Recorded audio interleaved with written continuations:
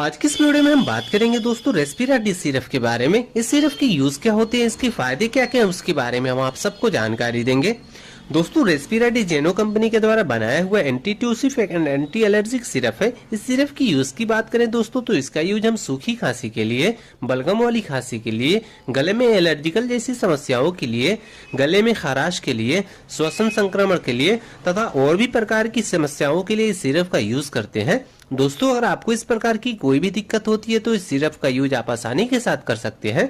और भी दवाइयों से संबंधित जानकारी के लिए हमसे जुड़िए। हमारे चैनल एमजी मेडिसिन नॉलेज को सब्सक्राइब करिए और बेल आइकन को प्रेस करिए। हम फिर मिलते हैं दोस्तों आपसे अपने नए वीडियो के साथ।